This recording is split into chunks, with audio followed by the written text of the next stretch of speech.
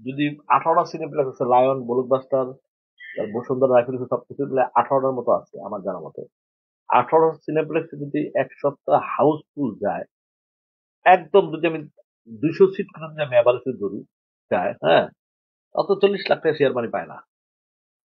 এটা আমার ক্ষেত্রে বলছি, আমার ক্ষেত্রে, হ্যাঁ, আমার যদি কোনো ছবি পাই হইতো, আমার যদি কোনো ছবি হইতো তাহলে আমি 40 লাখ টাকা পাইতাম না।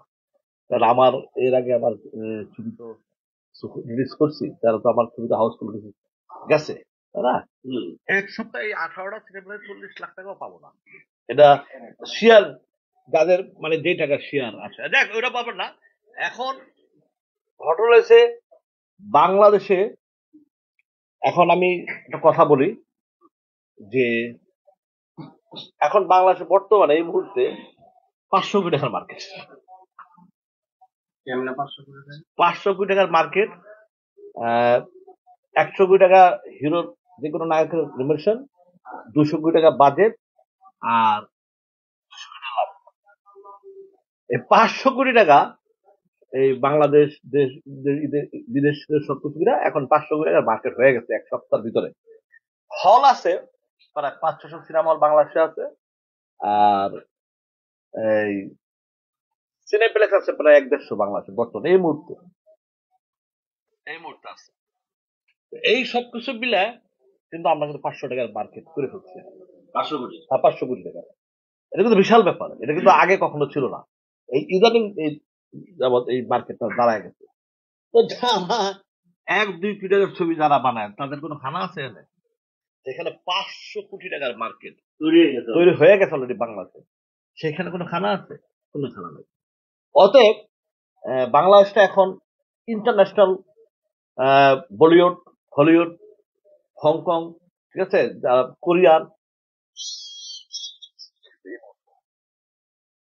এই মুহূর্তে তারা পিছিয়ে পড়ে গেছে। আর আমাদের বাংলাদেশ, আমাদের যেমন ইন্ডিয়ান মেন বিজনেস কিন্তু সিনেমা, বিশাল রাজস্ব নিয়ে আসে ইন্ডিয়াতে, ঠিক আছে। আমাদের বাংলাদেশ এটা হয়ে গেছে মনে হয় এই মুহূর্তে যা বুঝতেছে। তাহলে আমরা ভেবে নিব যে ইন্ডিয়াকেও মানে পাঁচ করে বলতে, হ্যাঁ, তো আমি তো কি বললাম, হলিউড বলিউডে তো কি বুঝায়, সব ফেল এই মুহূর্তে। তো আমাদের জায়গাটা আমাদের জন্য ভালো হয়েছে, আমরা অলরেডি 500 কোটি টাকার মার্কেট তারা করে ফেলছি। তাইলে ভাই একটা ছবির ইনভেস্ট কত লাগবে আসলে? 500 কোটি যদি আমরা 200 কোটি টাকার ইনভেস্ট করবে সিনেমা, 100 কোটির আর্টিস্টদের রেমুনেশন, আর 200 কোটি টাকা লাভ থাকবে। ভাই তাহলে যে আপনারা যারা 2-3 কোটি টাকা দিয়ে সিনেমা সিনেমা বানানো ছেড়ে দিবেন না, যারা 2-3 কোটি টাকা যারা সিনেমা বানায় তারা এই বানাবে কেন? এখন যেখানে 500 কোটি টাকার মার্কেট সেখানে 2-3 কোটি সিনেমা এখন প্রশ্নই কেন বানাবে তারা?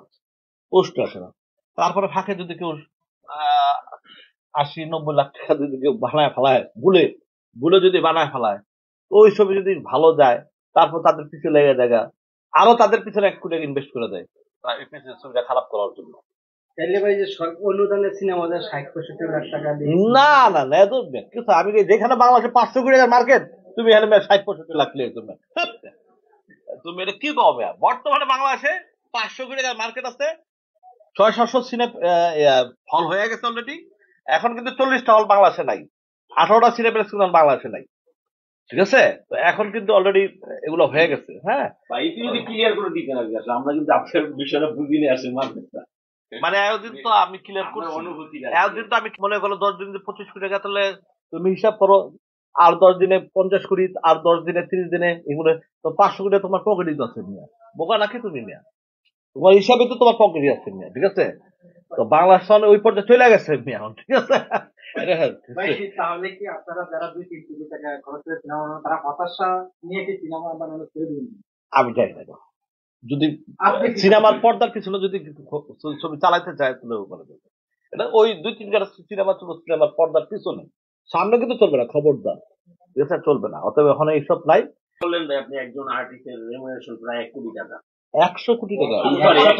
সরি, এই কি কানে কম হলে নাকি? না না, আমি একজনের কথা বলছি। 100 কোটি যদি হয়, একজন না, মনে করো 4 আর্টিস্টদেরকে মিলে, হ্যাঁ 100 কোটি, তাহলে অসংখ্য অভিনেতা আছে আমাদের। হ্যাঁ, এটা কি এক কেন্দ্রিক হয়ে গেল বিষয়টা? হইতে পারে, এটা তোমার সাথে আমি একমত, হইতে পারে এক কেন্দ্রিক হইতে পারে, কারণ এক কেন্দ্রিকের বাজেটই 500 কোটি টাকা। আর যারা এই সিনেমার আশেপাশে যারা থাকে তাদের হয়তো 10,000 20,000 টাকা তাদের আর্টিস্টের মতন বাড়ি দিতে পারে।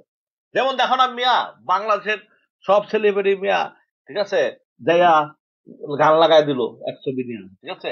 তো ওদেরকে আপনি নিচে কি আপনি ওদের কয় কোটি টাকা নিচে? প্রিয় দর্শক মণ্ডলী, আজকের ভিডিওটি নিয়ে কোনো মন্তব্য থাকলে তা অবশ্যই কমেন্ট বক্সে আমাদেরকে জানাবেন। আর চ্যানেলটিকে সাবস্ক্রাইব করে লাইক, কমেন্ট, শেয়ার অবশ্যই দেবেন।